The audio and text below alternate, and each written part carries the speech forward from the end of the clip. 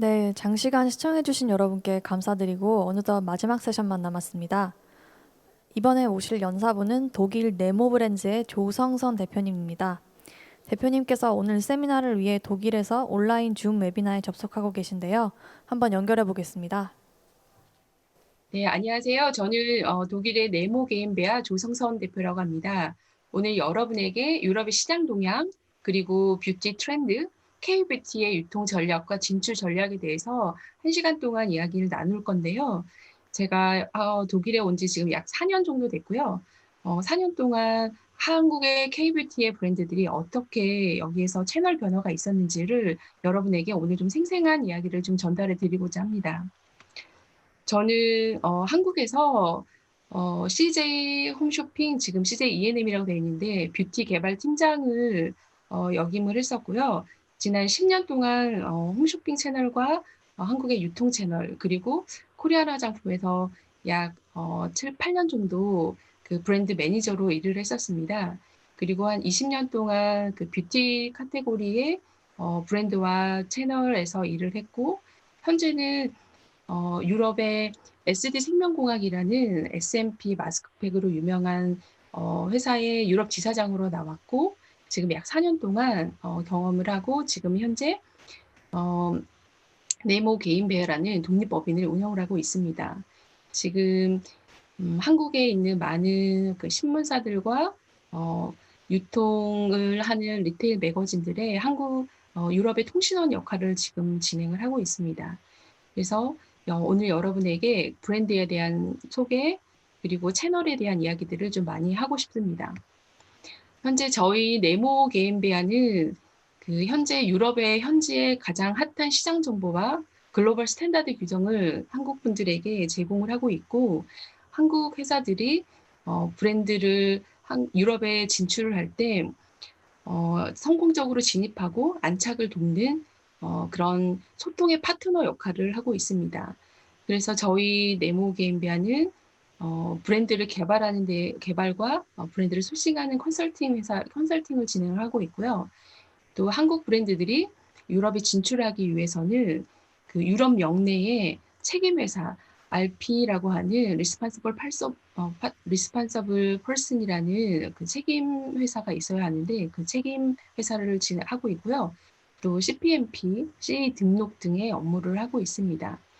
그리고 한국 파트너들이 유럽에 진출을 할 때 디스트리뷰터를 발굴하거나 현재 마케팅을 하는 지원을 하는 일들을 하고 있습니다.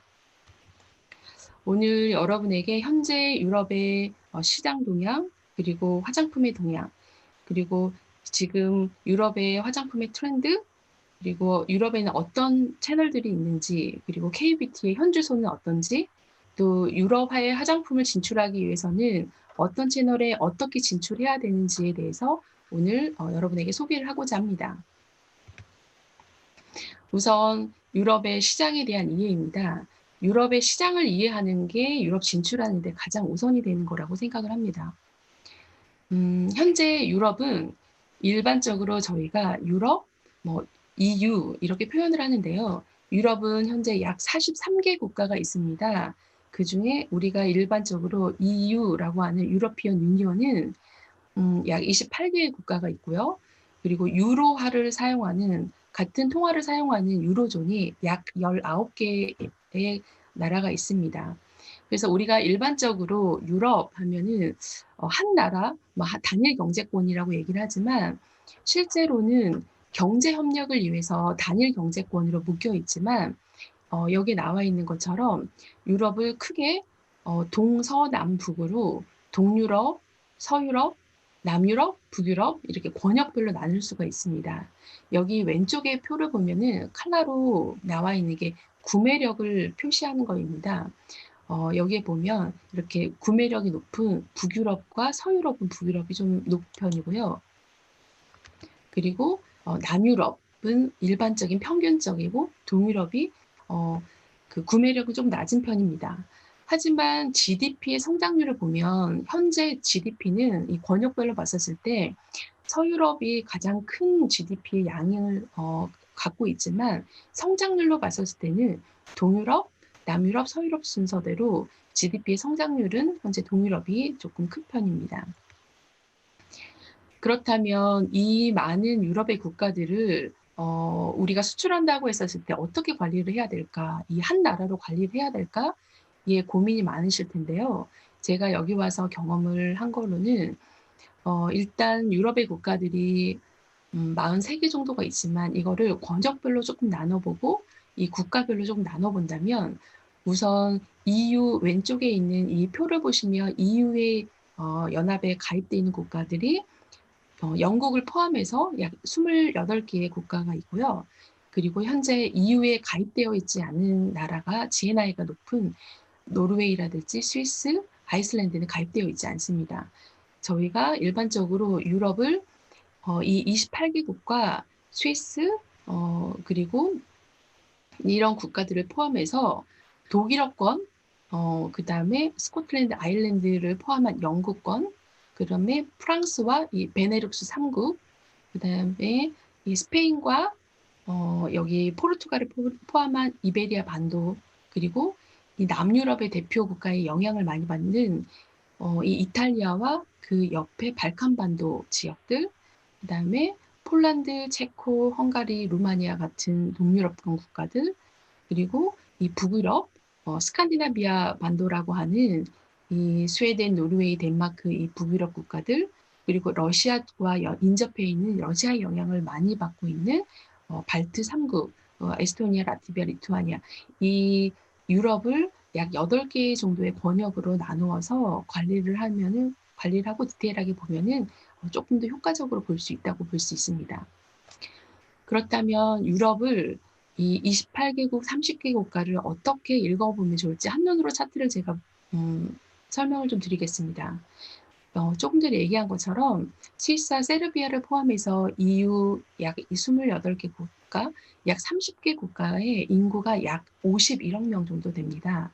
이 51억 명 중에 EU 시장을 보는 데 있어서 인구의 숫자와 GDP의 숫자, 그리고 구매력은 굉장히 우리가 수출을 하는 데서 영향을 많이 주는 국가인데요. 일반적으로 유럽에서 독일이 가장 인구가 많습니다. 약 8,300만 정도 되고요. 그리고 프랑스, 영국 등이 약 6,700만, 그다음에 스페인이 4,600만, 그다음에 폴란드가 약 3,800만인 정도로 약 6천만에서 8천만 정도가 되는 인구의 영역이 서유럽 국가에 집중이 되어 있고요. 그리고 약 200만에서 500만 미만의 국가들, 200만에서 500만 사이의 나라들이 상당수가 있고요. 그리고 일반적으로 오스트리아라든지 스위스 국가들이 약 800만에서 1000만 사이의 인구가 분포하고 있고 루마니아라든지 이런 국가들이 1000만에서 2000만 사이로 이 유럽의 국가들이 인구의 숫자가 상당히 차이가 있습니다. 그리고 이 인구의 차이가 있을 뿐만 아니라 인구의 차이가 있기 때문에 GDP 점유율도 독일이 약 21%를 차지하고 있고요. 영국이 15%, 프랑스가 약 14.8%, 이탈리아가 10% 정도, 스페인, 그리고 한국이 약 GDP가 1.7조 정도의 12 정도 되는데요. 유럽에서의 GDP 점유율이 유럽 내에서도 이 서유럽 국가들의 GDP 점유율이 굉장히 높습니다. 그리고 1인당 EU의 평균 GDP액이 약 36,736달러 정도 됩니다. 우리나라의 GDP 1인당 평균이 약 36,000달러 정도 되기 때문에 우리나라의 1인당 GDP의 금액과 유럽의 평균적인 GDP 금액은 약 비슷한 수준이라고 볼 수 있습니다. 그렇다면 한국이 지금 현재 EU의 수출 비중이 가장 많은 국가들을 살펴보면 가장 많은 국가는 약 16%로 독일에 가장 많이 수출을 하고 있고요.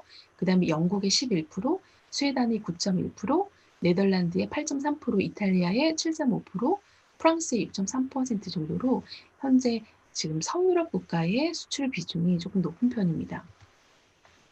그렇다면 유럽의 국민들은 소비를 할 때 어떤 소비를 하는지에 대해서 좀 살펴를 보면 유럽의 약 17개 국가의 17,000명을 대상으로 스웨덴에서 조사한 자료입니다.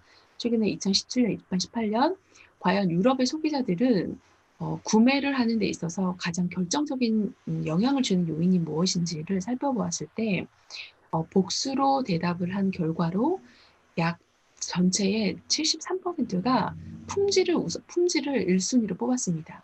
그리고 두 번째로 55%가 브랜드의 이미지, 기업 이미지, 그리고 세 번째로는 개인의 경험을 굉장히 중요하게 생각했습니다. 약 52%가 개인의 경험적인 판단, 그리고 조금 유럽 사람들은 약 33%가 윤리적인 가치에 이 제품이 부합을 하느냐를 굉장히 중요한 요소로 뽑고 있었습니다. 일반적인 지금 현재 광고라고 나와 있는 부분은 5%만 해당되는데요.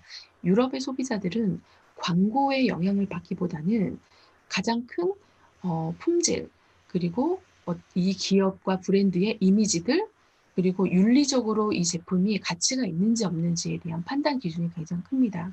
그래서 이거를 우리는 유럽 사람들은 윤리적인 소비, 가치 소비에 중점을 둔다라고 볼 수 있습니다. 그래서 윤리적인 소비가 무엇인가는 우리나라에서도 최근에 많이 대두되고 있는데요. 어떤 제품의 친환경적인 요소, 그 다음에 이 제품이 생산과 유통 과정에서 투명한가, 이 공정무역에 관한 것들, 그리고 세 번째로 동물 실험을 하는가, 이 윤리적으로 기준에 부합하는가, 환경에 영향을 주는가, 이런 윤리적인 소비자가 유럽에서는 굉장히 중요한 요소로 지금 나타나고 있습니다. 현재 유럽은 오프라인이 한국과 아시아에 비해서 오프라인 시장이 굉장히 발달을 했는데요. 유럽의 전자상거래 규모도 점점 큰 성장을 하고 있습니다. 특히 이번 코로나를 통해서 유럽의 전자상거래 규모가 성장을 하고 있는데요. 이 권역별로 봤었을 때 현재 2018년에 비해서 2019년에 유럽의 EU의 전자상거래 규모는 약 14% 정도가 성장을 했습니다. 그중에 서유럽이 차지하는 시장 규모가 약 66%, 그다음에 남유럽이 약 14%, 동유럽이 11%, 북유럽이 약 9% 정도의 규모를 갖고 있고요. 이 서유럽의 탑3라고 하는 국가가 있는데 이 전자상거래 규모가 가장 큰 나라는 영국입니다. 영국이 약 2,005억 유로 정도를 갖고 있고요. 그다음에 프랑스가 1,042 억 유로, 독일이 약 585억 유로를 갖고 있습니다. 일반적으로 가장 큰 시장과 인구수와 규모가 큰 시장은 독일이지만 현재 EU의 전자상거래 규모에 있어서는 아직까지는 독일은 오프라인이 굉장히 많이 발달을 한 상황이고요. 영국이 주도적으로 전자상거래 규모는 가장 큰 상태입니다. 그리고 유럽 전자상거래의 가장 핵심적인 카테고리와 매출들을 보면은 가장 큰 포션을 차지하고 있는 카테고리는 패션과 미용 카테고리입니다.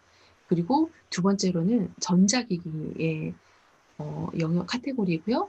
세 번째는 왕구, DIY 영역이고, 네 번째로 가구, 가전, 다섯 번째로 식품과 생필품의 시장 순서대로 카테고리를 갖고 있습니다. 현재 패션 뷰티의 카테고리가 가장 전자상거래에서 큰 시장이라고 볼 수 있습니다.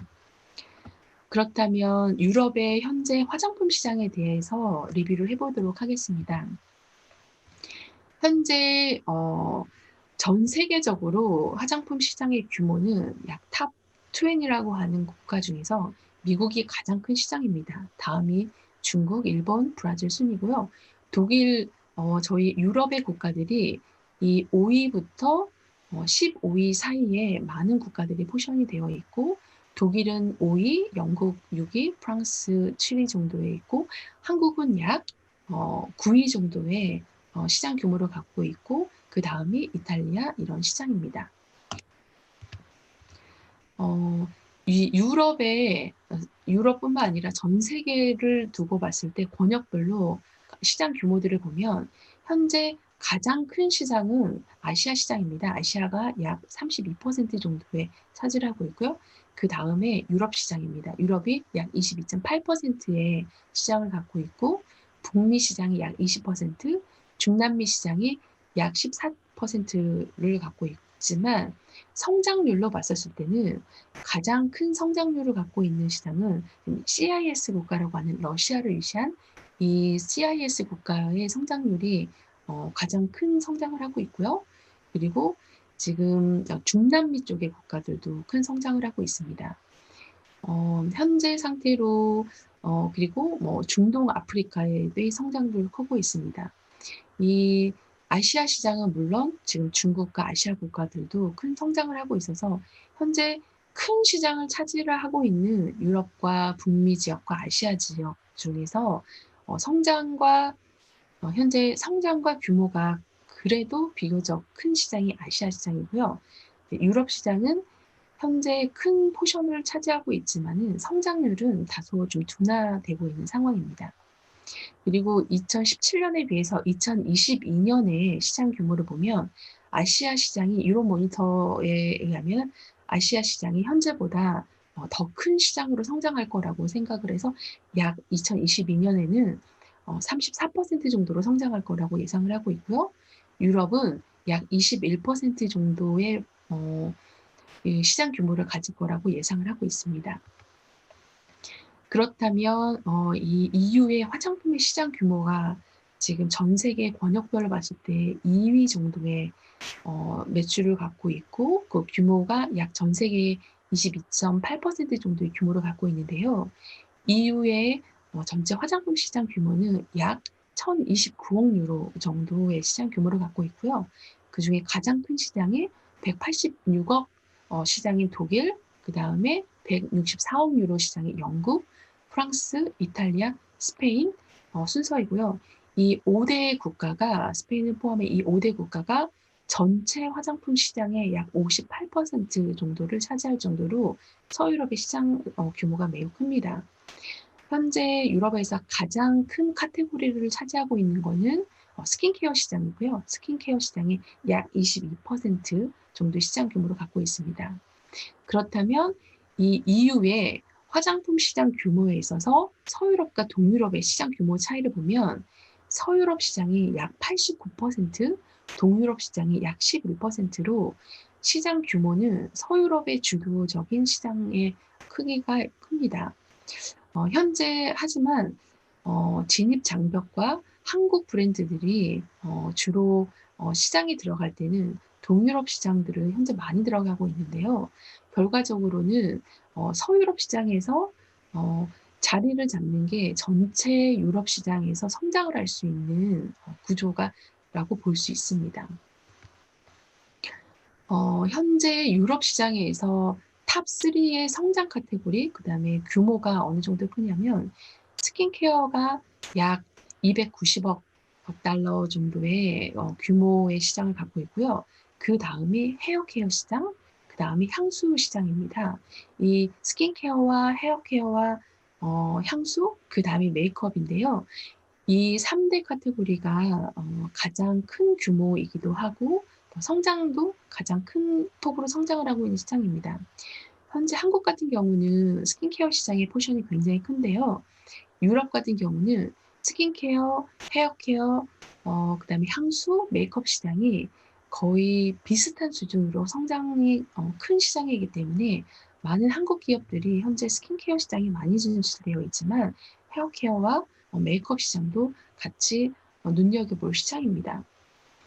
현재 EU의 화장품 시장 규모와 점유율을 보면 우선 EU는 화장품 강국이기 때문에 EU에서 화장품을 수입하는 규모는 매우 크지는 않습니다. 현재 2018년 기준으로 약 40.5억 달러 규모 정도 유럽에서는 화장품을 수입했고요. 그중에 가장 많은 수입을 한 나라는 미국에서 가장 많이 수입을 했고 그다음이 스위스입니다. 스위스는 현재 EU 국가가 아니기 때문에 스위스에서 그 두 번째로 수입을 많이 했고요. 세 번째로는 중국에서 수입이 많이 됩니다. 현재 중국의 브랜드는 유럽에 많이 들어와 있지는 않지만 많은 중국의 색조 브랜드, 유럽의 색조 브랜드라든지 현재 마스크팩 브랜드라든지 많은 브랜드들이 중국에서 OEM 제조를 하고 있는 브랜드들이 꽤 있기 때문에 중국 브랜드들이 3위, 그다음에 현재 4위가 한국, 캐나다, 일본 순입니다. 지금 현재 한국은 유럽에서 수입 시장 점유율의 약 4위를 달리고 있는데요. 이게 전년 대비 약 42.7%로 성장하고 지금 약 5.4%를 점유할 정도로 4위의 수입 국가입니다. 현재 2012년 약 8년 전에는 한국은 유럽의 18위 약 0.7% 정도의 수입을 했었지만 2014년에 15위, 2016년에 7위로 약 3.1%, 2017년에 6위로 4.1%, 그리고 2018년이 돼서는 약 5.4% 4위 정도의 시장을 할 정도로 최근 7, 8년 동안 K-뷰티, 그다음에 K-컬처, K-팝의 성장으로 유럽의 18위였던 한국이 지금 현재 약 4위의 규모의 시장에서 유럽에서 수입을 많이 하고 있는 화장품 국가로 성장을 했습니다. 그렇다면 한국 화장품들이 품목별로 어떤 제품들이 유럽에 수출을 많이 되었는지를 살펴보면 현재 EU의 화장품이 주로 아이 메이크업, 립 메이크업이 가장 성장률이 큽니다. 현재까지로는 약 스킨케어가 77% 정도를 수출을 했고요. 이 스킨케어에는 마스크팩이 많이 포함되어 있는데 이 마스크팩이 최근에 많이 유럽에 수출을 하면서 스킨케어 시장의 약 77% 정도를 수출을 했고요. 그다음에 아이 메이크업, 립 메이크업, 헤어 케어 순서입니다. 근데 앞서 제가 말씀드린 것처럼 유럽은 물론 스킨케어 시장도 크지만 헤어케어 시장과 메이크업 시장도 굉장히 큰 시장이기 때문에 많은 한국 브랜드들이 현재 스킨케어를 많이 수출했지만 이 메이크업 분야와 이런 헤어케어 시장도 큰 시장이기 때문에 이런 그 헤어케어와 메이크업 브랜드들도 수출을 하는 데 있어서 기회가 있다라고 볼 수 있습니다. 그럼 코로나 이후에 유럽의 화장품 시장의 변화가 어떤 트렌드를 가져왔는지를 살펴보도록 하겠습니다. 우선 유럽에 와서 지금 가장 큰 이슈는 코로나 이슈로 사회가 물론 전 세계적으로 바뀌었지만 유럽도 굉장히 큰 변화를 갖고 있습니다. 상반기까지만 해도 코로나가 유럽에서 굉장한 많은 영향을 주었지만 그때는 마스크 착용에 대한 의무화가 되어 있지 않았기 때문에 마스크 시장이 별로 크지는 않았고 이런 코로나가 있어도 다른 나라에 비해서 영향을 크게 주지 않았던 피부로 느꼈습니다. 하지만 지금 하반기에 들어서 유럽의 제2의 팬데믹 상태로 지금 부분적인 셧다운이 있고 독일도 현재 부분적인 셧다운 중입니다. 그래서 아이들이 학교를 등교하는 것 외에는 많은 기업들이 재택을 들어갔고 규제를 하고 있고 지금 특히 프랑스, 영국, 이런 이탈리아 국가들도 현재 많은 지역에서 부분 셧다운 지역입니다. 지금 이거는 독일의 시장의 그 마스크팩의 가게인데요. 독일의 다운타운에 갔었을 때 주얼리 샵이라든지 그리고 이런 코스메틱 샵 이런 많은 샵들이 마스크를 전문으로 판매하는 샵들로 이렇게 변화를 됐는데요. 여기 보여지는 것처럼 유럽은 아직까지는 뭐 KF94라든지 덴탈 마스크라든지 이런 것보다는 이 천 마스크 시장이 가장 큰 시장입니다. 그리고 이런 드럭스토어 채널에 가봐도 주로 많이 판매를 하고 있는 것들은 이 천 마스크를 많이 판매를 하고 있고 실제로 쓰고 있는데요. 이게 환경적인 요소들도 크고 일반적으로 우리가 사용하는 이런 KF 마스크라든지 이런 것들은 가격이 비싸기도 하지만 환경적인 요소에 영향을 조금 많이 미친다라고 생각을 해서 이런 천 마스크 위주로 지금 현재 사용하고 있고요.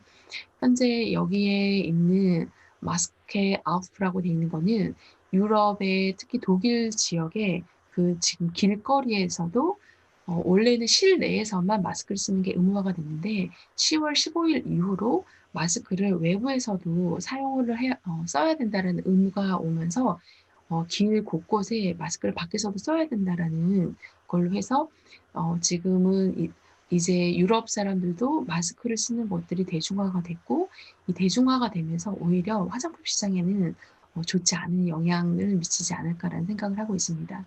그리고 오른쪽에 있는 매장들을 보면 이 매장에서의 매장 진열도 주로 손 세정제 시장이 가장 메인 탑 시장 골든 존에 위치를 하고 있고요. 그다음에 손세정제 시장들을 들이 지금 현재 이 굉장히 큰 포션을 차지하고 있습니다. 이거는 유럽의 새로운 변화 중에 하나인데요. 현재 유럽의 많은 명품 브랜드들이 이 코로나 위기를 극복하기 위해서 마스크라든지 의료 가운이라든지 손소독제를 생산하고 있는데요. 디올의 유아동 브랜드 디올 베이비, 베이비 디올 같은 경우는 샤넬들도 이런 공방에서 첫 마스크 작업을 하고 있고요. 조르지오 알마니아 같은 이태리 명품 브랜드도 그 공장에서 의료용 그 작업복을 생산을 하고 있고, 여기는 LVMH 공장인데요. 우리가 알고 있는 뭐 불가리 이런 크리스찬 디올 뭐 이런 명품 화장품 회사에서도 손소독제를 만들어서 사회에 기부를 하고 있는 등 특히 유럽에 또한 뭐 보쉬라든지 많은 휴고보스라든지 우리가 일반적으로 알고 있는 큰 명품 브랜드들도 이 코로나 위기에 코로나 관련 상품들을 만들고 있고 유통을 하고 있습니다. 또 하나의 유럽의 큰 트렌드라고 볼 수 있는 게 앞서 말씀하신 것처럼 이런 환경적인 요인을 굉장히 많이 화두가 되면서 마이크로 플라스틱 그리고 이 플라스틱 규제에 대한 요소가 굉장히 국가별, 나라별로 그다음에 기업별로 큰 챌린지를 맡고 있기 때문에 현재 코로나 시장과 맞물려서 리필 스테이션이라고 하는 많은 채널들이 리필 스테이션을 운영을 하고 있습니다.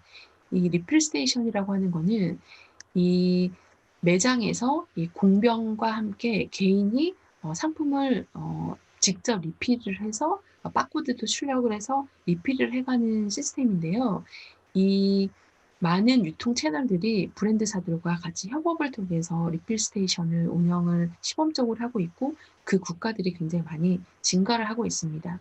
그리고 이 병 하나로 약 3번에서 4번 정도 그리고 그 이상도 리필을 해서 구매를 해갈 수 있는 이 시장이 굉장히 크게 지금 확대를 되고 있는 시장입니다. 현재 전 세계적으로 MZ 세트를 잡아라고 하는 시장이 큰 세대의 트렌드인데요. 유럽 시장 역시 이 MZ 세트가 이 소비의 트렌드를 이끌어가고 있는 시장입니다. 그래서 이 유럽의 MZ 세대는 약 유럽 인구의 전체의 약 30% 이상을 차지하고 있고요. 이들은 디지털 콘텐츠에 매우 익숙한 소비층이고 그렇지만 이들은 제가 앞서 구매에 유럽의 소비 구매를 하는 층들과 마찬가지로 검소한 소비를 하고 있고 윤리적인 소비의 니즈가 굉장히 강한 세대입니다. 그래서 친환경적인 요소, 디지털적인 요소가 유럽의 MZ 세대에서 구매력을 이끌고 가는 굉장히 중요한 요소이고요. 그리고 이런 뷰티 시장도 굉장히 아까 유럽에서 소비를 할 때 약 50%가 본인의 체험에 의한 이런 결정을 많이 하기 때문에 이런 개인의 체험을 할 수 있는 이런 매장들 그리고 유럽에서 현재 중고 사이트들이 굉장히 많이 성황을 하고 있고 그다음에 이런 가치 소비라고 할 수 있는 어떤 친환경적인 요소와 가 있는 매장들이 점점 이 MZ 세대들한테도 중요한 음 구매에 영향을 하고 있습니다. 그래서 유럽의 이 MZ 세대들을 잡기 위한 키워드로는 얼마나 이 기업들이 디지털화를 하는가, 친환경적인 하는가, 윤리 소비를 경험할 수 있는가, 뭐 브랜드 간의 콜라보레이션 하는 브랜드에 대해서 굉장한 영향을 미치고 있습니다. 그리고 현재 유럽의 트렌드를 화장품의 트렌드, 뷰티 트렌드를 살펴보면요. 가장 핵심적인 단어는 내추럴 웨이브입니다. 이 내추럴이라는 이 자연으로 회귀는 유럽에서 가장 큰 성장을 하고 있고요. 이 내추럴 웨이브의 가장 중요한 4가지의 키워드는 지속 가능한 아름다움, 그다음 뭐 친환경적인 용기, 뭐 공정한 거래 이런 것들을 추구하는 서스테이너블 뷰티, 그리고 안전한 성분, 그리고 비건, 유기농, 이런 깨끗한 환경, 이런 게 클린 뷰티, 그다음에 리사이클링을 넘어서 가치를 재창조하는 업사이클링 뷰티, 그리고 개인의 어떤 취향이라든지 그다음에 맞춤 솔루션을 제공하는 커스터마이즈 뷰티, 이 네 가지의 큰 키워드가 유럽에서의 가장 큰 트렌드라고 볼 수 있습니다. 이 친환경적인 패키지에 있어서 유럽은 가장 선도적으로 지금 로레알 그룹이라든지 독일의 henkel 그룹이라든지 이 친환경 패키지에 대한 챌린지를 계속 많이 받고 있는데요. 이런 콜크를 이용한다든지 종이 튜브, 그다음에 바틀도 종이 바틀, 그리고 이런 패키지가 없는 샴푸 바들이라든지, 그리고 이거는 손세정젤인데 손세정젤 역시 종이로 된 바틀이라든지, 이런 친환경적인 소재들이 지금 성장을 하고 있고요. 그리고 여기 오른쪽에 보이는 이런 손세정제라든지 이런 치약이라든지 이런 바디 클렌저라든지 이런 제품들은 약 0.5센트 유로에서 2유로 사이의 저가의 브랜드임에도 불구하고 100% 리사이클링 패키지를 사용한다라고 하는 일반 소형마트든 대형마트든 지금 이제 리사이클링 패키징이라는 게 어떤 단순한 트렌드를 넘어서 대중화가 되고 있는 게 친환경적인 패키지를 갖고 있습니다. 두 번째로는 한국도 마찬가지로 클린 뷰티, 미국도 클린 뷰티, 지금 가장 핫한 뷰티의 트렌드로 클린 뷰티를 많이 뽑고 있는데요. 유럽에서의 클린 뷰티도 현재 유통 채널들을 통해서 굉장히 급성장을 하고 있습니다. 사실 클린 뷰티는 그 표준의 정의가 내려져 있지는 않습니다. 현재 국가별로, 브랜드별로, 유통 채널별로 그 기준을 조금 달리하고 있는데요. 미국은 약 FDA에서는 11개의 첨가제에 대해서 사용하지 않은 제품, 또 주에 따라서는 20개 이상, 이런 또 유통 채널에 따라서 1000개 이상 이렇게 어떤 성분에 대한 규제들로 클린 뷰티를 많이 규정을 하고 있는데요.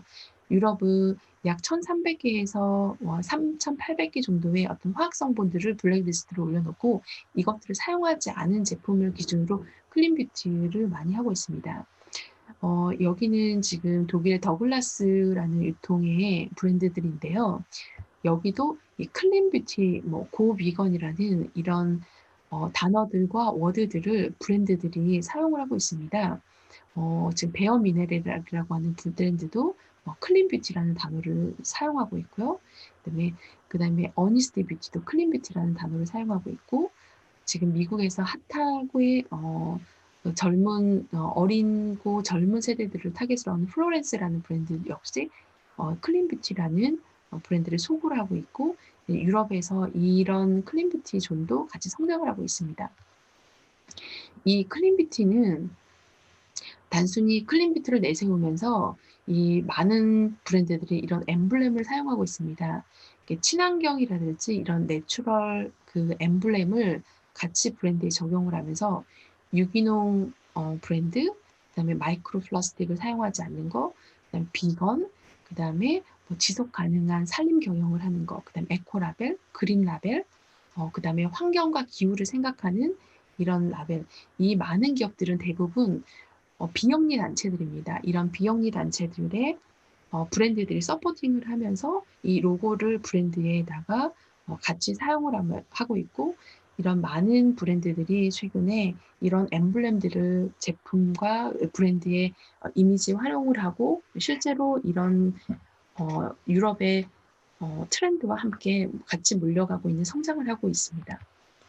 근데 이런 많은 부분들의 영향이 유럽의 이렇게 친환경적인 규제의 영향을 지금 많이 받고 있는데요. EU에서는 이 집행위원회에서 친환경적인 규제가 산업 전 분야에서 지금 규제를 하고 있는데, 화장품 분야에서도 인체에 유해한 화장품 원료에 대한 규제가 강화되고 있고요.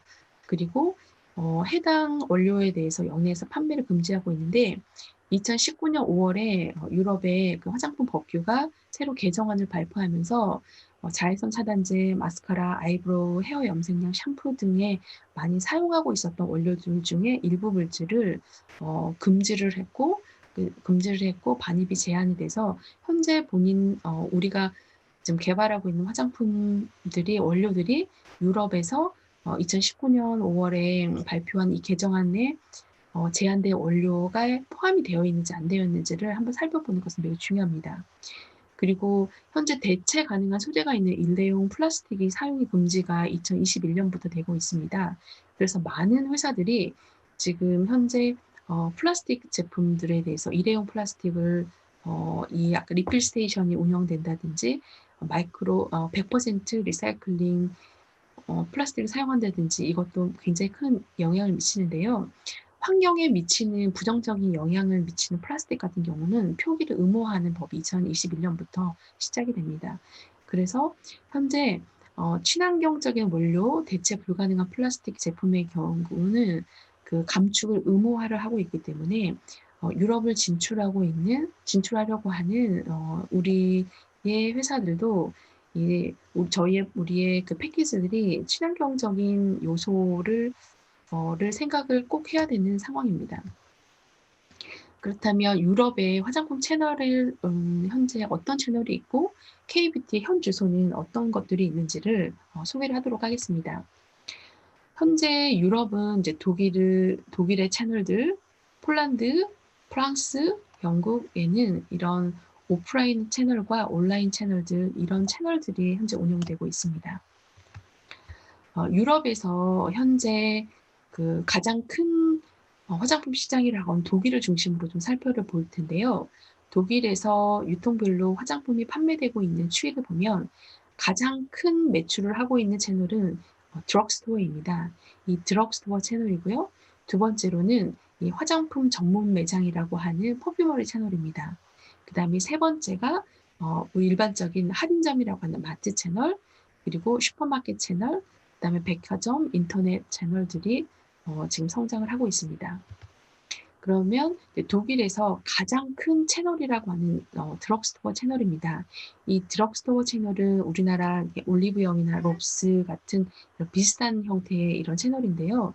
이 3대 드럭스토어 채널이 전체의 약 90%를 차지할 정도로 이 3대 드럭스토어가 독일에서 드럭스토어 채널을 지금 차지하고 있는데요. 근데 약 독일에 1,990개, 약 유럽에 약 3,800개 정도의 매장을 갖고 있는 댐이라는 채널은 약 13조 2천억 정도의 매출을 하고 있는데요. 약 이 회사는 PB 브랜드가 약 35개 정도가 있고 이 PB 브랜드가 40% 이상의 매출을 하고 있고 나머지 브랜드들이 MB 브랜드가 나머지 포션을 갖고 있습니다. 두 번째로 로스만이라는 채널은 약 30개의 PB 브랜드를 갖고 있고요. 15조 6천억 정도의 매출을 하고 있고 독일에 2,150개, 유럽에 약 3,900개 정도의 매장을 갖고 있습니다. 그리고 이 세 번째 채널은 약 2조 9천억 정도 매출을 하고 있는 밀러라는 채널입니다. 밀러도 역시 약 35개의 PB 브랜드를 갖고 있고 독일과 유럽에 약 812개의 매장을 갖고 있습니다. 이 밀러는 이제 주로 도심 중심으로 발달을 하여 있고 밀러는 매장이 굉장히 큽니다. 그래서 보통 일반적으로 드로가리에라고 하는 드럭스토어 채널과 퍼퓸머리 채널, 그다음에 유기농 채널을 혼합된 채널로 주로 운영을 하고 있고요. 댐과 로스만이 이제 2대 드럭스토어 채널인데 이거는 도심뿐만 아니라 지역 곳곳에 생활 밀접형으로 드럭스토어가 발달을 하여 있습니다. 그리고 카테고리도 역시 뷰티뿐만 아니라 뷰티, 유아동, 생활, 의류, 그다음에 애견용품, 그다음에 생활용품, 주얼리, 그리고 건강식품 채널이 굉장히 크고요. 다양한 카테고리의 카테고리의 상품들을 판매를 하고 있습니다. 그리고 두 번째로 큰 시장이 독일의 그 화장품 전문 시장인데요. 이 퍼퓸머리 일반적으로 그 체인 퍼퓸머리라고 하는 저희가 일반적으로 알고 있는 드럭스토어인 퍼퓸머리 채널인 양대 양대 그 퍼퓸머리 채널인 더글라스와 세포라 매장이 있고요. 이것들은 대부분 이제 체인 매장이고요. 대기업이 운영을 하고 있고 또 개인들이 운영하는 지역 단위의 개인 전문 매장들이 있습니다. 그리고 유럽의 많은 명품 브랜드 화장품들을 판매하고 있는 명품 할인 시장이 있고요. 그다음에 이런 백화점 안에도 이 명품 브랜드를 판매하고 있는 백화점 채널들이 있습니다. 이 시장들이 있고요. 세 번째로는 현재 이번 코로나의 영향으로 독일에서 온라인 쇼핑이 굉장히 기폭제 역할을 했는데요. 이 온라인몰의 성장이 굉장히 큰 성장을 하고 있습니다.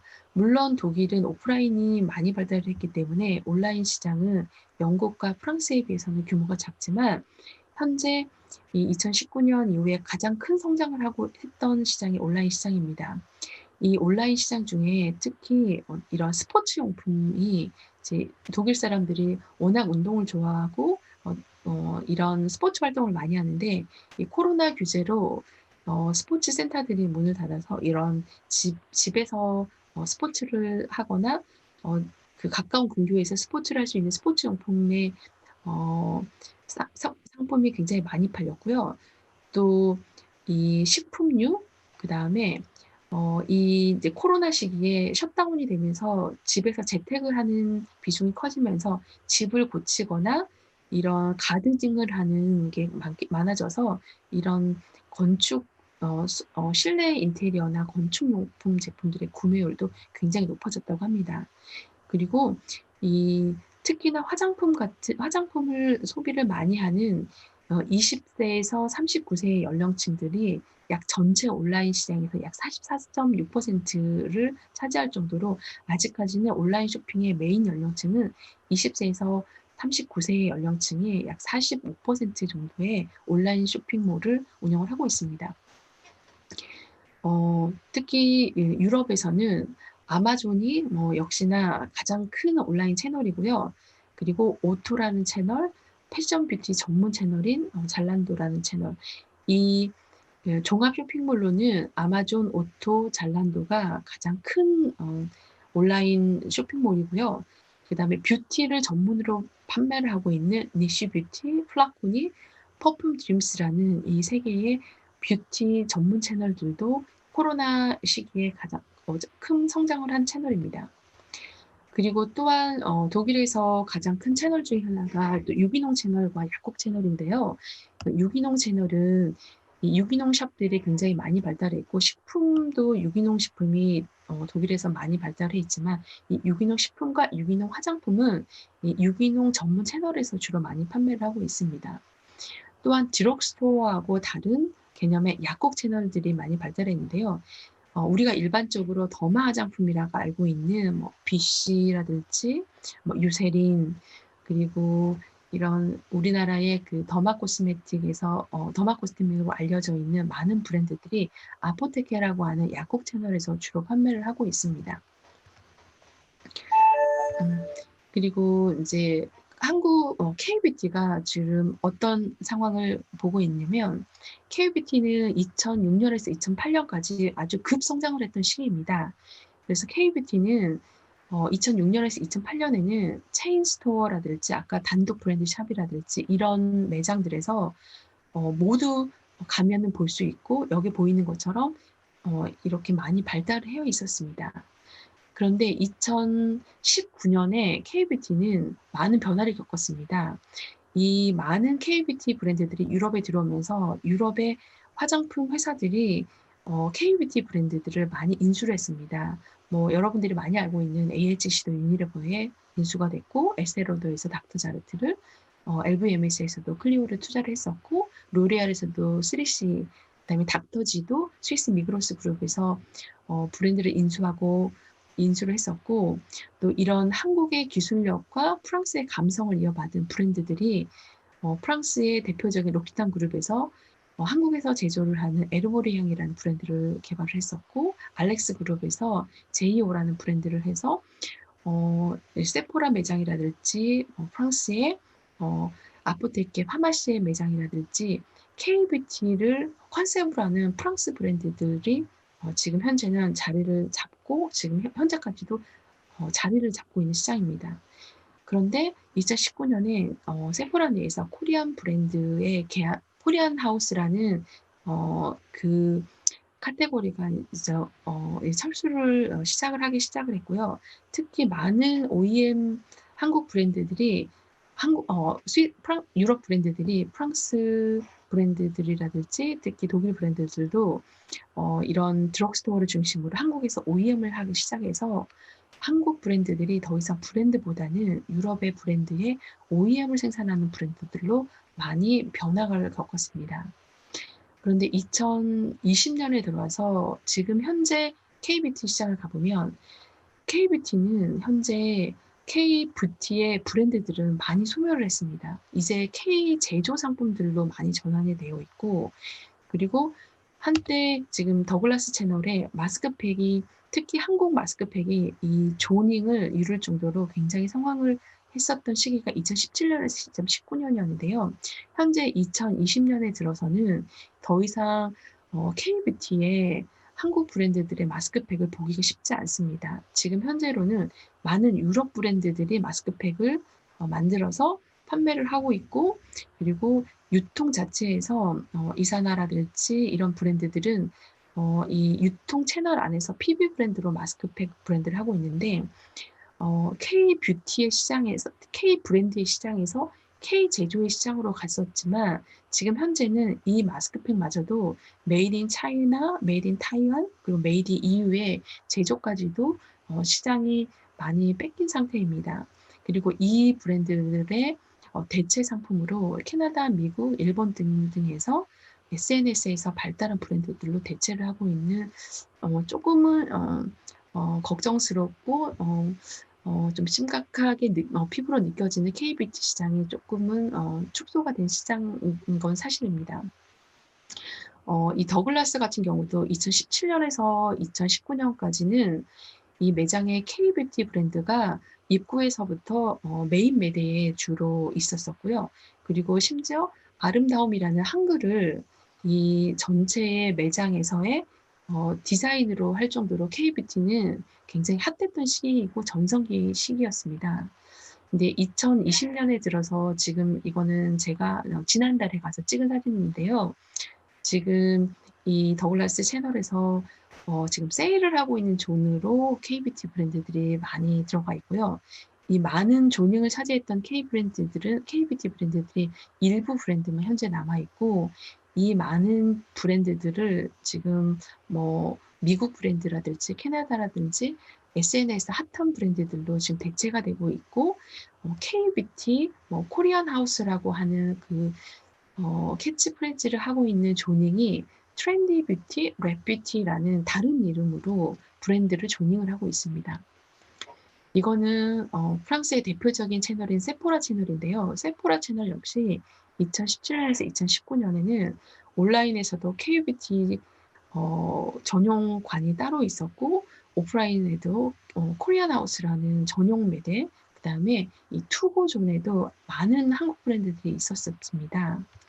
네, 그리고 심지어 마리오노라는 채널에는 사랑해라는 한글 이름이 들어있는 PB 브랜드로 색조 브랜드도 만들어서 운영을 했었고, 많은 한국 브랜드들의 마스크팩 존이라든지 브랜드들이 들어와 있었습니다.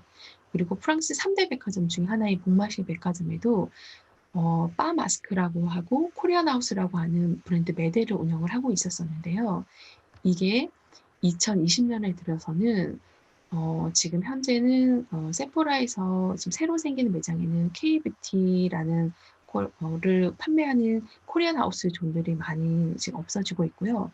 그리고 이제 브랜드들도 지금 아모레퍼시픽의 라네즈라든지 LG생활공학의 빌리프 등 이렇게 몇 가지 브랜드만 현재 남아 있고, 많은 브랜드들이, 한국 브랜드들이 지금 철수를 하고 있고, 이 브랜드를 클린 뷰티, 트렌디 뷰티라는 미국 브랜드, 캐나다 브랜드, 그리고 일본 브랜드를 중심으로 갭 재편이 되고 있는 상황입니다. 지금 현재 유럽에서 그 프랑스와 독일이 어떻게 보면은 가장 뷰티를 주도하고 있는 채널인데요. 프랑스도 마찬가지로 제가 아까 이제 독일의 채널들을 소개를 했었지만, 프랑스도 마리오노라든지 세포라, 노시벨 이런 그 퍼퓸머리 체인 퍼퓸머리 채널이 있고요. 그 다음에 뷰티를 전문으로 컨셉 샵들, 그리고 까르푸에서 운영하는 마바라라고 하는 이런 채널, 그 다음에 모노비라는 마트 체인에서 운영하는 모노뷰티, 그 다음에 모노프리, 그 다음에 이런 백화점, 그다음 파마시의 약국 채널들 이런 채널들이 지금 프랑스에는 유통 채널들이 있고요. 또 스위스는 약 백화점 브랜드들 백화점이 아직도 성황을 하고 있는 게 스위스이고요. 스위스는 마노 백화점, 그다음에 이엘모리, 그다음에 글로버스라는 백화점 채널들이 있고 그리고 또 쿱시티라는 이 4대 백화점 채널들이 있고요. 주로 미그로스와 쿱 채널이 전체 채널들을 운영하고 있는데 이 채널들에서 화장품을 판매를 하고 있습니다. 그러면 이런 유럽 시장에 한국 브랜드들이 현재 기회가 없는가에 대한 많은 고민들이 있는데요. 유럽에 진출하기 위해 있어서 한국 브랜드들이 꼭 진출을 할 때 준비해야 되는 전략들이 있습니다. 필수적으로 준비해야 될 7가지의 준비가 있는데요. 첫 번째로는 브랜드를 상표 등록입니다. 물론 아직까지 한국 브랜드들이 유럽에 나가서 유럽의 EU 전체에 상표를 등록한다든지 이런 거는 대기업이 아닌 이상 작은 브랜드들은 쉽지 않게 생각을 하는데요. 유럽에 나갈 때는 상표를 등록을 하는 거를 첫 번째로 준비를 해야 되고요. 상표뿐만 아니라 우리 브랜드에 어떤 특허가 있거나 어떤 의정 등록이 있다면 이 특허와 의정 등록도 같이 준비를 하고 있고 우리나라의 해외 진출을 돕는 많은 기관들이 이 상표 IPO와 특허 관련해서 지원을 하는 서포트 이런 서포트를 해 주는 것들도 꽤 많이 있다고 알고 있습니다. 그리고 두 번째로 유럽의 RP라고 하는 책임자를 지정하는 게 굉장히 중요한데요. 이 CPMP 그 포털 등록상에 우리 브랜드의 제품을 등록하는 거를 RP가 하고 있습니다. 이 유럽을 진출할 때는 CPSR이라고 하는 안전성 보고서, 유럽의 전문 그 세이프티 어세서라고 하는 전문 유럽 평가사가 이 제품이 안전하다라고 하는 안전성 보고서에 사인을 한 이 CPSR 보고서가 있어야 되고요. 그리고 이 브랜드를 유통하기 위한 PIF 서류들을 준비를 하는데 이 모든 것들이 선 등록이 돼야지 유럽은 진출을 할 수가 있습니다. 그래서 이 RP는 단지 유럽에서의 우리 브랜드의 법적인 책임자뿐만 아니라 유럽에서 우리 브랜드들이 어떻게 유통이 되고 있고 어느 채널들을 통해서 어떤 디스트리뷰터가 이 제품을 어떻게 판매를 하고 있는지를 관리와 감독, 그다음에 지속적인 리포트, 업데이트를 해줘야 되기 때문에 단순히 RP는 큰 회사 아니면 유명한 회사 이런 것도 중요하지만 한국에 있는 브랜드사와 얼마나 소통을 잘하고 같이 코워킹을 잘할 수 있는 RP를 지정하는지는 굉장히 중요한 요소라고 볼 수 있습니다. 그리고 유럽이 지금 브렉시트가 영국이 탈퇴가 되면서 지금 2020년 12월 31일 이제 곧 얼마 남지 않았는데요. CPMP가 분리 등록이 되어야 되기 때문에 지금 현재 유럽에 진출해 있는 화장품 회사들도 유럽과 영국은 분리해서 등록을 해야 되는 시기에 도래했습니다. 이 부분도 주의 깊게 지금 생각을 해야 됩니다.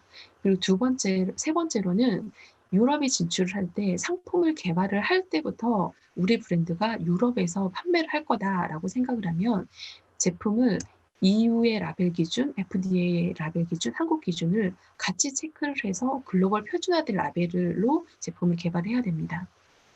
네, 그래서 현재 그리고 해당 국가의 언어로 브랜드 소개서라든지 그리고 우리 브랜드가 유럽의 많은 바이어들과 디스트리뷰터로 픽을 하려면 우리 브랜드가 갖고 있는 마케팅이라든지 이런 데이터라든지는 매우 중요하기 때문에 우리 브랜드가 한국에서 마케팅을 하더라도 유럽 시장에서 이 마케팅적으로 소구할 수 있는 이런 데이터라든지 이런 것들을 갖고 있고 또한 우리 브랜드가 처음 만날 수 있는 브랜드들이 주로 박람회를 통해서 많은 고객들을 만나는데요. 디스트리뷰터를 만나는데 이 디스트리뷰터도 우리 브랜드가 어떤 채널에 적합한지 이런 특성들을 그 적합한 박람회가 있기 때문에 그곳을 통해서 나가는 것들도 매우 중요합니다.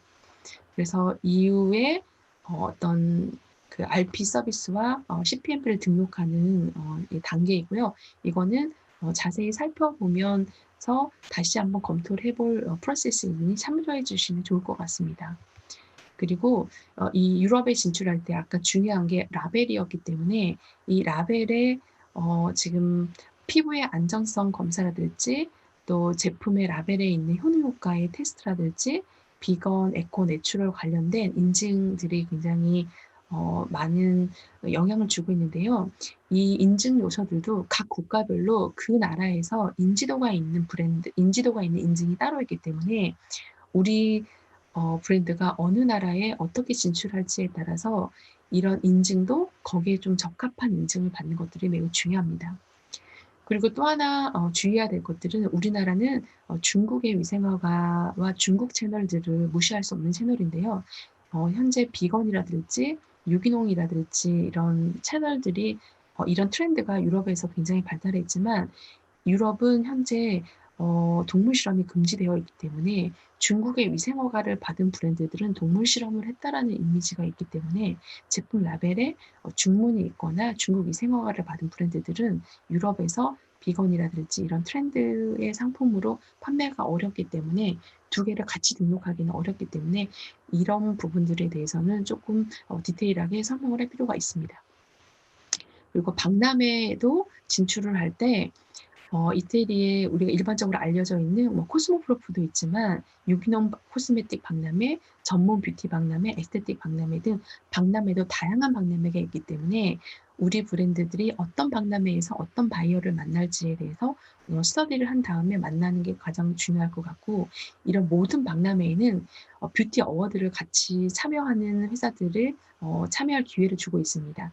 그래서 박람회를 진출할 때는 우리 상품만 나가는 게 아니라 뷰티 어워드라든지 트렌디 쇼케이스라든지 이런 데를 나가서 이들이 마케팅적인 요소들을 서포팅을 해주기 때문에 꼭 반드시 뷰티 박람회에 참가하는 회사들은 이런 뷰티 어워드를 같이 참여하기를 권해드리고 싶습니다.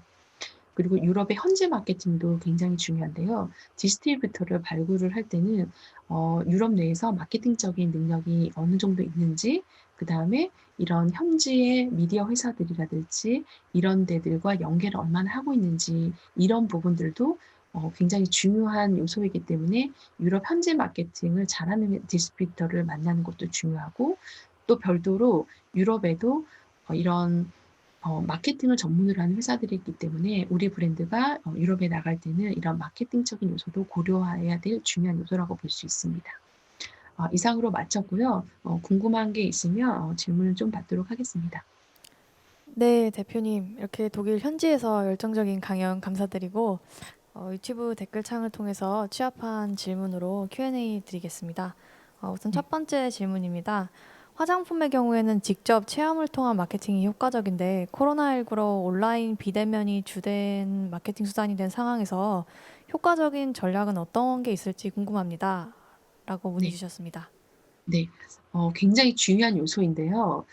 어, 제가 앞서서 유럽의 소비자들은 그 광고의 영향을 좀 덜 받는다라고 얘기를 하잖아요. 근데 유럽도 역시 지금 코로나가 있으면서 비대면으로 오프라인 시장에 많이 가고 있지 않습니다. 그러면서 지금 가장 성장을 하고 있는 게 한국도 마찬가지로 V커머스 시장처럼 지금 현재 많은 더글라스라든지 세포라든지 이런 작은 또 채널들도 온라인 유튜브나 아니면 인스타그램이나 이런 V커머스 채널들을 통해서 어 제품의 제형이라든지 제품의 피부에 발랐을 때 효과라든지 이거를 좀 자세히 보여주면서 실제로 본인이 테스트를 할 수도 있지만 간접적인 테스트를 할 수 있는 이런 채널들을 굉장히 많이 운영을 하고 있고 거의 모든 채널들이 집중을 하고 있다라고 볼 수 있습니다. 그래서 현재 그 코로나 시기에 이 각 브랜드들과 각 채널에서 운영하고 있는 채널들이 이제 일반 우리 전문적인 인플루언서들도 있지만 아주 일반적인 일반인들도 제품을 뜯어서 사용한다든지 제형을 보여준다든지 피부의 비포 애프터를 보여준다라든지 이런 채널들이 굉장히 많이 발달을 하고 있고 그런 채널들을 통해서 현재는 약간 간접 경험을 통한 체험을 주로 많이 하고 있다라고 볼 수 있습니다. 네, 답변 감사드립니다. 두 번째는 여러분께서 해주신 공통된 질문인데요.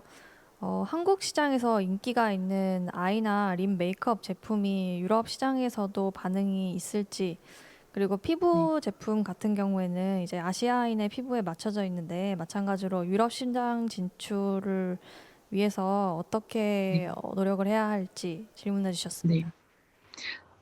굉장히 좋은 질문인데요.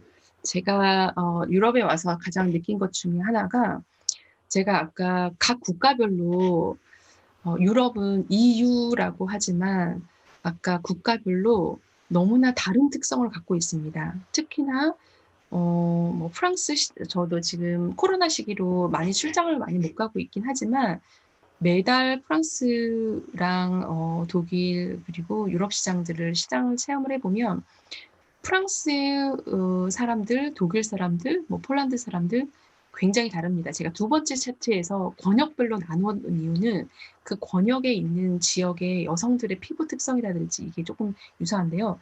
특히 프랑스 같은 경우는 어, 여러 유색 인종이 많기 때문에 프랑스를 가면 색조 브랜드 같은 경우에 베이스 컬러가 기본적으로 20컬러 정도는 있습니다.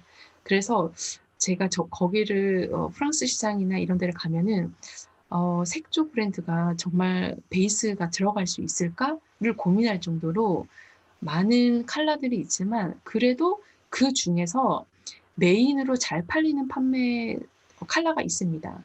그리고 한 가지 다른 점이 동양인들과 이 서양, 특히 유럽 사람들이 그 피부에 바르는 그 피부 표현이 약간은 다릅니다. 한국 사람들은 약간 황색 인종이기 때문에 약간 핑크한 컬러와 좀 브라이트닝하게 좀 밝아지는 베이스 컬러를 많이 선택하는 것에 반해 유럽 사람들은 약간 브론즈한 피부를 굉장히 좋아하기 때문에 약간 이런 핑키한 느낌보다 이렇게 브론즈한 느낌의 컬러가 있어서 사실은 저도 유럽에 와서 색조 베이스 컬러를 사서 실패하는 경험이 여러 번 있긴 있는데요. 제가 유럽에 진출할 때 베이스 같은 경우는 현재 유럽에도 이게 쿠션 같은 것들도 성장을 하다가 지금 약간은 좀 죽었는데요. 그 이유 중 하나가 컬러가 조금 레인지가 다른 그런 영향이 있기 때문에 제가 생각했을 때 유럽의 베이스 컬러 시장이 나가려면은 어 솔직히 말씀드리면 현재 유럽에서 그다음에 판매하고 있는 제품을 샘플링을 해서 그 컬러를 맞추는 작업이 굉장히 중요하기 때문에 여러 컬러를 움직이는 게 참 쉽지가 않고 약간 우리가 일반적으로 알고 있는 21호, 23호, 13호 이 컬러는 유럽에서도 비슷하게 쓰고 있는 컬러이기 때문에 그거는 저희가 진출하고 싶어 하는 국가의 디스트리뷰터와 컬러를 맞추는 작업이 조금 필요하고 그런데 아까 제가 유럽의 한국 브랜드들이 유럽에 많이 나가 있는 많이 나갔던 게 특히 아이 제품과 립 제품이라고 얘기를 했는데요.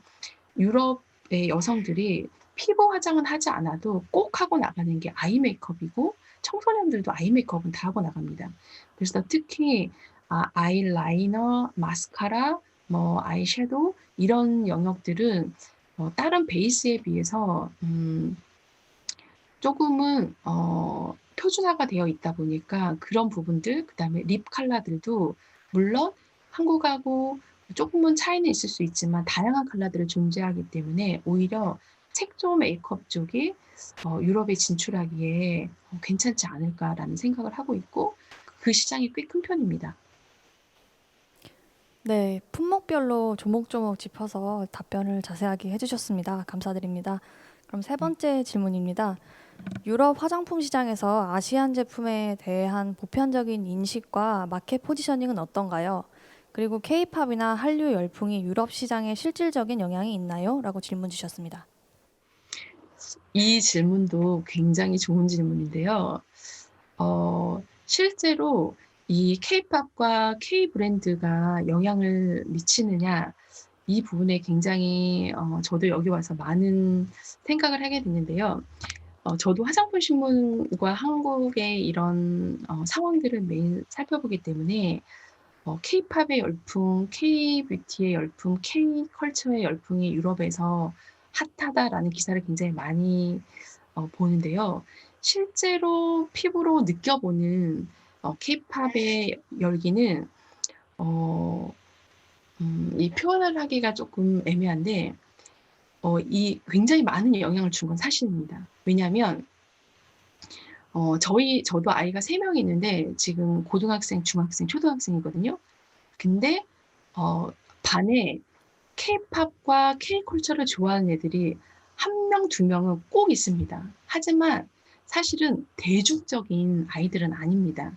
한 반에 청소년 특히 이제 케이팝과 K 이 컬처에 관심이 있는 관심 있는 그 연령층들이 10 대에서 20 대의 연령층이 있고요. 사실은 30대 이후의 연령층들은 그 큰 영향을 많이 받지는 못하는 것 같고 이제 이런 아까 MZ세대나 지금 청소년들은 굉장히 영향을 주고 있는 건 사실입니다. 그리고 실제로 이 K뷰티와 이런 브랜드들이 핫하게 성장을 했던 것도 이런 케이팝의 영향이 굉장히 컸었는데요. 어 그런데 인제 또 한 가지의 인식이 있습니다. 이 케이팝을 좋아하거나 K뷰티를 좋아하는 무리가 대중은 아니고 어떤 어 층이라고 볼 수 있습니다. 그래서 대중적으로 케이팝과 K뷰티를 선호하는 이렇게 알려져 있다라고는 사실은 제가 이렇게 얘기하기는 어려울 것 같고요. 오히려 아까 케이팝을 좋아하는 그리고 K뷰티, K드라마를 좋아하는 그 어 그 층이 있습니다. 그 사람들이 끌고 가는 층이 또 무시 못하는 시장이고요. 그 영향은 매우 크게 있고 실제로 케이팝 같은 경우는 뭐 최근에 블랙핑크라든지 BTS의 다이너마이트라는 이라든지 이런 노래들은 아이들이 흥얼흥얼하고 모든 매장에서 이렇게 틀어 줄 정도로 핫하긴 하지만 그 핫한 케이팝이 지금 K뷰티랑 K 식품이나 등에 그 주는 영향은 어 음 2017 년, 18년 이때는 굉장히 큰 영향을 줬다라고 보는데 지금은 케이팝과 영향을 주지만 이게 어떻게 표현할까요? 아주 대중적인 영향은 아니고 그 영향력이 쪼끔은 감소하지 않았나라는 생각이 쪼끔 듭니다, 솔직히 말하면. 네, 감사합니다. 네. 아직 질문이 많이 남아있지만 시간 관계상 마지막 질문 드리고 Q&A 세션 마무리하도록 하겠습니다. 기업 규모는 작지만 제품의 우수성으로 유럽에 성공적으로 진출한 사례가 있는지 궁금합니다. 아 제가 아까 말씀드리고 싶었던 건 그 유럽의 고객들의 소비 성향입니다.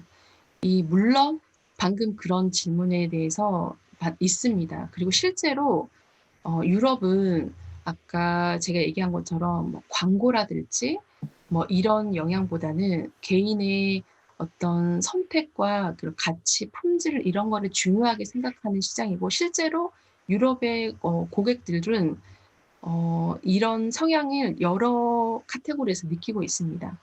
그래서 어차피 사실 솔직히 말하면 한국 브랜드들이 유럽에 진출해 있었을 때 그 우리나라에서 유명한 브랜드가 유럽에서도 유명하냐? 그건 절대 아닙니다. 왜냐? 유럽 브랜드들이 유럽 사람들이 유럽 내에서 마케팅되어져 있지 않은 많은 브랜드들을 알고 있지 않기 때문에 제가 생각했었을 때 한국에서 유명한 브랜드와 유명하지 않은 브랜드가 유럽에서는 그 차이가 없다라고 봅니다. 그래서 오히려 유럽에서는 한국에서 유명한 어떤 브랜드들보다 카테고리별로 예를 들어서 예전에 코코스타라는 이런 마스크팩 전문 브랜드들도 유럽의 어느 나라를 가더라도 어 활발하게 판매를 하고 있는 성장을 마스크팩으로 자리를 잘 잡고 있는 브랜드이기도 하고요. 또 그 모델링 마스크 브랜드의 모 브랜드 C로 시작하는 E로 시작하는 이런 브랜드들도 유럽에 있는 많은 매장들에 그 모델링 마스크로 포지셔닝을 해서 많이 들어와 있기도 하고요. 그리고 실제로 한국의 올리브영이나 롭스의 매장을 갔었을 때 메인 매대에 있었던 이런 브랜드가 아닌 유럽에서 매장에 갔을 때 진열되어 있는 브랜드들은 제가 한국에서 보지 못했던 많은 브랜드들도 지금 현재 포지셔닝이 되어 있습니다. 그래서 제가 감히 말씀드리고 싶은 거는 한국에서 유명한 브랜드라고 해서 절대 유럽에서 더 잘 매출을 할 수 있고 더 유명한 브랜드가 아니고 유럽에서는 한국에서 유명한 브랜드이든 유명하지 않은 브랜드이든 그 스타트 시점은 같다라고 볼 수 있고 오히려 유명하지 않은 브랜드라도 유럽에서는 더 잘 포지셔닝해서 잘 팔릴 수 있는 브랜드로 성공할 수 있다라고 저는 반드시 생각을 합니다. 네, 답변 감사드리고 본 세션을 마무리하도록 하겠습니다. 오늘 발표해주신 조성선 대표님께 감사드립니다. 네, 이로써 2020년 키타 해외 마케팅 종합대전 글로벌 유통시장 동향 및 수출 전략 세미나를 종료하겠습니다. 마지막까지 유튜브 생중계를 통해 참석해주신 모든 수출기업 관계자분들과 발표해주신 연사분들께 감사드립니다. 본 세미나가 여러분들에게 유익한 정보를 전달하는 시간이 되었기를 바라며 마치겠습니다. 이상 사회자 봉채경이었습니다. 감사합니다.